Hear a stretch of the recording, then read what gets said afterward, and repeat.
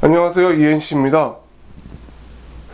이번 영상에서는 제가 위례 신도시를 다녀오고 인프라를 알려드렸던 걸 토대로 위례 신도시에 대해서 총정리해보는 시간을 갖도록 하겠습니다. 이 영상을 기다리시는 분들이 꽤 계셨을 거라고 생각하는데요. 다른 지역에 비해서 이 총정리 영상 올리기까지 시간이 좀 걸린 것 같습니다. 그만큼 제 생각을 정리할 수 있는 시간은 길었습니다. 총정리를 시작하기 전에 미리 말씀드리고 싶은 거는 제가 위례 신도시를 가보고 인프라를 조사하는 걸 토대로 저만의 충분히 제 의견과 제 영상을 보시는 분의 의견은 다를 수 있다는 것을 미리 말씀드리고 시작하도록 하겠습니다. 제가 이제 총정리를 하면 보통 주거 환경과 그 다음에 도로교통 여건, 그리고 대중교통 여건, 그리고 이제 미래 전망, 이렇게 네 가지로 입각해서 얘기를 하는데요. 위례 신도시는 이번에 참 보시다시피 여러 영상을 만들면서 새로 알게 되는 점이 상당히 많았어요. 총정리가 다른 지역보다는 좀 길 수 있지 않을까 싶은 생각이 듭니다.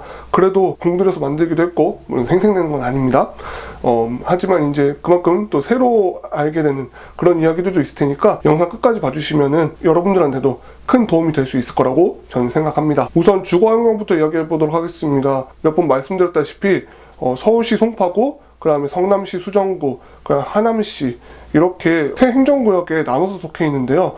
좋게 말하면은 행정구역끼리 합작을 한 걸 수도 있겠고, 좀 안 좋게 얘기하면은 끝까지 이제 통합을 못 이뤘다, 그렇게 보시면 되겠습니다. 근데 의외로 막상 가보니까 이 세 행정구역의 환경 차이라 그래야 될까요? 그런 건 크게 느끼진 못했습니다. 거의 왜냐하면은 길 하나를 두고, 공유하는 메인도로 하나를 두고 한쪽은 서울시, 한쪽은 성남시, 예를 들면 한쪽은 성남시, 한쪽은 하남시, 한쪽은 하남시, 한쪽은 서울시, 이런 식으로 길 하나를 두고 아파트 양옆에 있는 아파트가 이제 행정구역만 다른 거기 때문에 환경 자체가 크게 달라지기는 좀 어려워 보였습니다. 그래서 이제 전반적으로 얘기를 해드리자면은 위례 신도시 자체는 정말 잘 만들어놨다고 생각을 합니다. 제가 이제 트램을 이야기하면서도 몇 번 말씀드렸지만 위례 신도시만의 그 매력은 충분히 있습니다. 이렇게 신도시를 조성할 때 우리나라 같은 경우는 좀 아쉽게도 그 도시만의 개성이 많이 안 느껴지는 경우가 종종 있었는데요. 위례 신도시는 그냥 한번 가보고도 나중에 TV나 아니면 동영상 속에서 봐도 굳이 누가 알려주지 않아도 저기 위례다 이렇게 느낄 수 있을 정도로 개성은 갖추고 있다, 이렇게 보시면 되겠습니다. 위례 신도시를 걸어다니면서 이제 젊은 부부들을 많이 보았는데요. 확실히 젊은 세대분들이 많이 살고 있다는 것을 느꼈습니다. 그러다 보니까 좀 저는 개인적으로 활기가 좀 느껴졌어요. 저만의 의견인지는 모르겠는데 제가 살던 곳 주변은 주로 이제 노인분들이 많이 살았었습니다. 그러다 보니까 이제 젊은 분들이 많이 사는 동네를 가면은 알게 모르게 좀 활기찬 게 느껴지긴 하는 것 같아요. 여러분들도 그러실지 모르겠네요. 그러면 이제 젊은 분들이 이제 관심 있을 만한 거에서 얘기를 하자면은 젊은 분들이 관심이 많을 것 같은 학교에 대해서 간단히 얘기해 보도록 하겠습니다. 우선 학교를 이야기하기 전에 유치원은 길 다니면서 꽤 많이 봤습니다. 유치원 규모 자체도 그렇게 작지 않았고요. 유치원에 대해서는 크게 걱정 안 하셔도 될 것 같습니다. 그리고 젊은 부부들이 많이 살아서인지 몰라도 확실히 초등학교가 많이 보였고요. 그리고 중학교도 초등학교 수만큼은 아니지만 꽤 많이 지어져 있는 거를 확인할 수 있었습니다. 다만 이제 고등학교는 아직 좀 아쉬움이 있는데요. 한 신도시 안에서도 같은 생활권이지만 행정구역이 분리되었을 때 학교는 좀 영향을 받게 됩니다. 그러다 보니까 위례 신도시의 서울시 부분은 고등학교가 없습니다. 아직까진 말이죠. 나중에 북위례가 다 만들어졌을 때 고등학교를 또 짓는다고는 해요. 지금은 이제 서울 위례에 거주하시면서 만약에 고등학교를 보내야 된다 하면은 위례 신도시를 벗어나서 문정동 일대나 이런 데로 가야 되는 거는 감안하셔야 될 것 같습니다.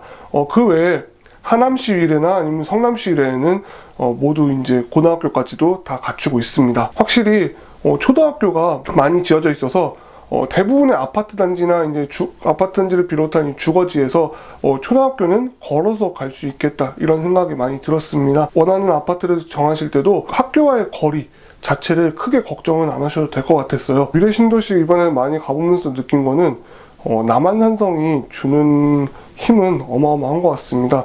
자, 우리 평소에 등산을 하거나 아니면 좀 이렇게 공기 바람 쐬러 간다 할 때 서울 기준으로 했을 때 가볍게 갈 수 있는 곳 중에 하나 남한산성이죠. 그만큼 이제 산색 험하지도 않고, 저만 그런가요?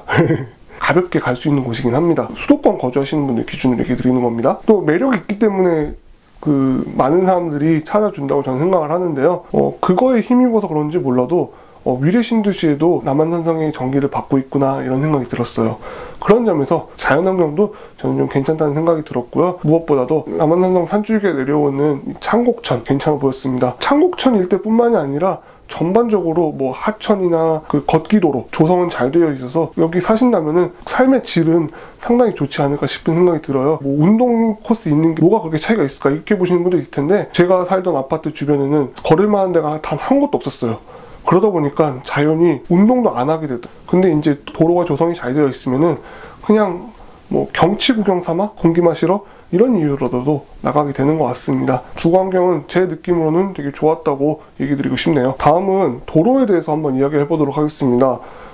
도로가 좀 많이 아쉬운 부분 중에 하나인데요. 그 이유는 여러분들이 이제 위례 주변에 송파대로나 위례 신도시 내부 도로를 보시면은 도로가 상당히 넓다는 걸 느끼실 거예요. 위례 신도시 내부는 모르겠는데 위례 신도시에서 가장 이제 좀 멀리 나갈 때 이용할 만한 이 송파대로, 이런 길들이 한 10여 년 전과 지금이나 똑같아요. 도로 폭이 말이죠. 그래서 10여 년 전만 해도 잠실까지 가는데 버스 타고 와도 크게 시간 차이는 많이 없었어요. 송파대로라고 하면은 복정역부터 잠실역까지 이어진 도로라고 보시면 되겠는데요. 한마디로 송파구의 메인 도로 중에 하나죠. 예. 근데 이 축에 옛날에는 아파트가 별로 없었다가 몇 년 사이에 아파트가 상당히 많이 지어졌습니다.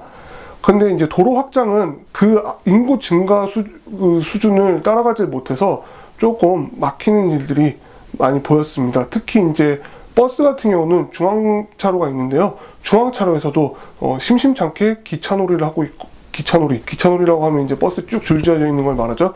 네, 기차놀이를 하고 있거나 속도를 많이 못 내는 경우를 보았습니다.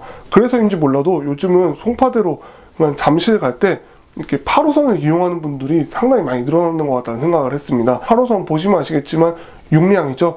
예, 원래 애초에 6칸, 이제 1, 2, 3, 4, 5, 6, 7호선은 모두 이제 8칸에서 10칸 정도 됩니다. 근데 이기지하철 8호선이 6량이었던 거는 초반에 이 송파대로, 지금은 이제 송파구의 메인 도로가 됐지만 그 전에는 수요 자체가 다른 노선보다는 적게 예측을 했다는 것을 알 수가 있습니다. 그래서 이 도로가 좀 확실히 지금보다는 어떤 방법을 써서라도 좀 확장이 되면은 좀 더 살기 좋아지지 않을까 싶은 생각이 듭니다. 뭐 서쪽 방향도 마찬가지로 이제 세곡지구도 들어서고, 이제 이 정말 위례 신도시 주변에 주거지가 그렇게 많지 않았는데 갑자기 주변에 늘어나면서 도로의 공급이 수요를 못 따라가는 지금 현상이 좀 나오고 있기 때문에 전반적으로 좀 위례 신도시에 산다면은 외부로 나가는 데 있어서 좀 길 막히는 거는 좀 어느 정도 감수를 하셔야 되지 않을까 싶습니다. 근데 물론 평생을 감수해야 되는 게 아니고 더 좋아질 방향은 충분히 보이고 있습니다. 제 눈에선 말이죠. 특히 이제 도로가 새로 개통되면서 도로를 이용하는 패턴도 바뀔 수도 있고요. 그런 과정을 통해서 교통 분산 효과를 가져올 수 있는 방법은 꽤 있지 않을까 싶은 생각이 듭니다. 그리고 이제 대중교통 여건을 보시면요, 제가 이제 대중교통 알아보기에서도 많이 언급을 했었는데 위례 신도시 안에 내부로 들어오는 지하철이 없어서 당장은 좀 버스를 많이 이용하셔야 될 것 같습니다. 버스를 아예 안 타고 다니시는 분도 계실 텐데요. 그런 분들은 위례 신도시 지금 거주하기는 조금 이제 애로사항이 많이 있을 것 같다는 생각이 듭니다. 예, 버스 타는데 좀 적응하시고 뭐 그렇게 해서 이제 환승하는 방식으로 대중교통 이용하면은 위례 사시는 데는 크게 어려움이 없지 않을까 싶고요. 근데 이제 몇 년 후에는 또 트램도 들어오고 경전철도 들어온다고 하니까 그때까지 조금만 기다리시면 될 것 같아요. 뭐 지금까지도 물론 여기 원래 거주하시는 분들은 상당히 오랜 세월 기다리시긴 했습니다. 그래도 이제 정부가 최근에 이제 뭐 위례 트램 건설에 속도를 가하겠다 이렇게 말을 했기 때문에 그런 것들은 좀 지켜봐야 되지 않을까 싶은 생각이 듭니다. 다만 이제 좀 아쉬운 점이라면은 행정구역이 분리가 돼 있어서 시내버스도 서울 시내버스, 경기도 버스 다 들어와 있는데요. 경기도 버스도 이제 성남 버스랑 하남 버스 다 따로 있습니다. 근데 이제 이런 일이 있었어요.